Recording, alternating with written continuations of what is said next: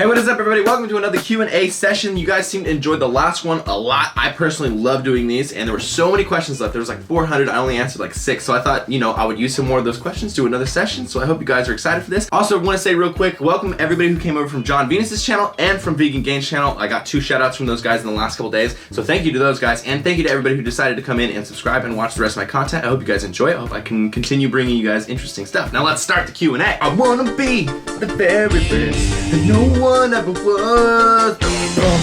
Big Chief 99 actually starts the Q&A with a pretty awesome question. He says, were you ever a big Pokemon fan? And if you were, what was your first starter that you always chose in Pokemon? And I don't think it would be right to choose any other Pokemon to start other than Charmander. I mean, seriously, how are you not going to choose the one that turns into a giant dragon versus the one that turns into a giant turtle? Or the one that turns into a giant ball of cabbage? Come on. Albert Kiklio says, do you ever drink alcohol, and is it really that bad for bodybuilding? I personally drink about 3 to 5 times a year. I know that sounds crazy and it's pretty specific, but I drink mostly at the biggest expos with some of the people that I don't ever see, some of the YouTubers and whatnot, if they want to.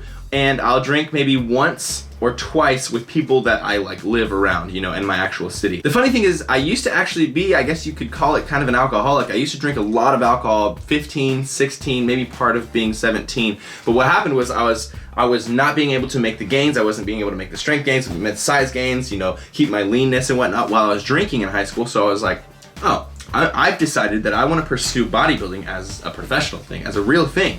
So I stopped drinking as much, and over time it ended up just becoming a habit of mine to not drink, to the point that I don't crave drinking anymore. It's been embedded into my personality, just oh no, I'm not really into drinking. No, I don't need a beer. No thank you, man. I'm not drinking right now. And then when I do drink, one of those 3 to 5 times a year, I drink until I'm drunk. I don't black out or anything. I'm not stupid. I don't do that. I'm not into that whole thing. But I mean, when I drink, I don't drink 1 glass of wine. I'm not one of those passive drinkers who drinks 1 glass of wine every week for the whole year. I'll just drink 3 to 5 times, and maybe I'll have 6 to 10 shots. I'll be nice and drunk. I'll go to bed. I'll wake up. I'll drink water. I'll make sure the next day is a rest day, and then I won't drink for the next 3 or 4 months until I do it again. The last time I drank was actually at the last YouTube house, just to give you reference of how long it's been since I've drank, and I don't know, it's not a big deal. Personally, though, I think if you're trying to pursue bodybuilding, if you're trying to really, really improve your physique, I don't think alcohol has a huge place, at least in excess amounts. If you limit it, I mean, the less you do it, the more you're gonna be able to make gains, the better it's gonna be for you. So, you just kind of have to weigh how much your priorities are for each one. B.O. Cookie Dough asks, if you could change one thing about the fitness industry, what would it be and why? I would really prefer it if the fitness industry wasn't so much about getting this, creating that, achieving this body, getting this car over here, getting the hot girlfriend because your body became amazing, owning this, having this many followers, getting this sponsorship, getting this company to talk to you, going to this country, going to that expo. I wish it wasn't about goals so much as it was improving everybody, Instead of people being like, oh, goals, man, I wish I had a $100,000 car. What I wish people were more looking at, because it's the norm, I wish the norm was for people to be like, damn, man, you're really smart, or I really appreciate the way that you look at that situation. My goal is to be able to get in my head to do that, to act like you do, or to, expand my horizon, or to experience a new culture, or to help other people, or to improve the life of people around me, things like that. I just feel like there's a lot of showmanship in the fitness industry, and I wish it wasn't so much about showmanship as much as it is about improving yourself and other people. Jay Merck says, if you were suddenly unable to lift anymore, what would your next passion be? What would your next outlet for passion be? Cinematography obviously is a huge passion of mine. It's definitely number 2, but I'm already, very heavily embedded in my career with it. I shoot C.T. Fletcher, and I do these cinematic, kind of short films for him. I also do my own stuff, these videos you see every 4 times a week. But also the other thing that I would really get into more that you haven't seen so much of me is football, or most people know it, soccer. And I did it for 14, 15, 16 years. I don't remember. I started when I was 4. I'm 23 now. I stopped when I was 18, I'd say, 17, 18, I think, something like that. And I just loved it. When I go touch the ball around just a few times with my friends, I'm like, damn, I missed it. do this more often. I'll see you in a couple days. We're gonna do this again, right? We're gonna play soccer golf. We're gonna play soccer tennis, right? I freaking love it to death. So I'd probably be more into that. And then also another thing that I don't really talk about too much is music. And I'm not necessarily a musician in terms of having any instrumental skills, but I like rapping, and I know that sounds kind of crazy. I really like writing lyrics, and I can write lyrics really well. Rapping, I'm kind of maybe like a 6 or 7 out of 10. My flow is sometimes like, oh, this is a pretty sick song that you're rapping. And then sometimes it's like, damn, your flow is terrible. But I am pretty good at writing lyrics. Like if it was just a poem and I was reading to you, you'd be like, all right, this is pretty good. And I really enjoy outletting my thoughts into words and whatnot that, you know, cohesively rhyme and sound pleasant to the ear, that are consonant instead of dissonant.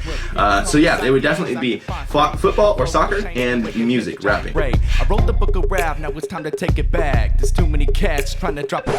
And finally, the last question, which is extremely appropriate since Christmas is coming up on Friday. By the way, Merry Christmas, guys. I'm stoked for it. I can't wait for you guys to have a Christmas. Can't wait for me to have my Christmas. It's like legit my favorite holiday. I love it. You guys know this already. Whatever. Jeff Cajon says, what is your favorite Christmas memory? And the one that always sticks out to me the most when I talk about my childhood and Christmas and whatnot, this one always comes to mind. I have a cousin and her name is Brianna, and that just gives you context here. I woke up in the morning one Christmas and I was like, oh man, it's morning. It's morning. That means I can open my presents. I can't get in trouble for it. I'm gonna go open them.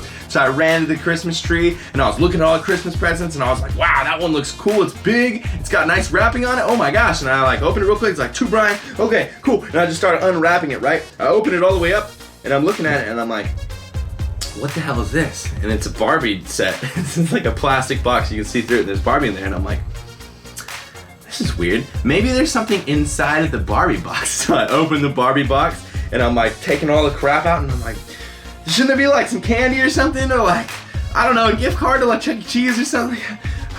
And then I'm looking at it and I'm like, maybe, I don't know what's... So I look at the cardigan on the front of the wrapping that I ripped off and it says to Brianna, not Brian. So I was just so excited that I didn't even wait. I just saw that it said Brian and just started unwrapping it. And then I felt really bad because I was like, I don't know what to do. Like, I don't know how to rewrap this or anything. So I had to tell everybody and they all thought it was pretty funny. Thank you to everybody that let me use their comments, actually provided them for this video. That was super awesome, you guys. And for those of you wondering, I am actually taking steps to rehab my back right now, especially on this rest week. It's giving me extra time. So right now, right after this video, right after I edit it, put it up, I'm gonna go to the chiropractor and get my back checked out, see how my posture is looking. And yeah, I thought some of you guys would be interested in that. But thank you guys so much for checking out the video. Thank you for showing support. It means a lot to me. If you did enjoy this video, make sure you give it the thumbs up. Let me know what you thought in the comments below and subscribe if you're not subscribed already. One more thing beyond the week is that CT? Lift heavy or die, MIRIN, mother.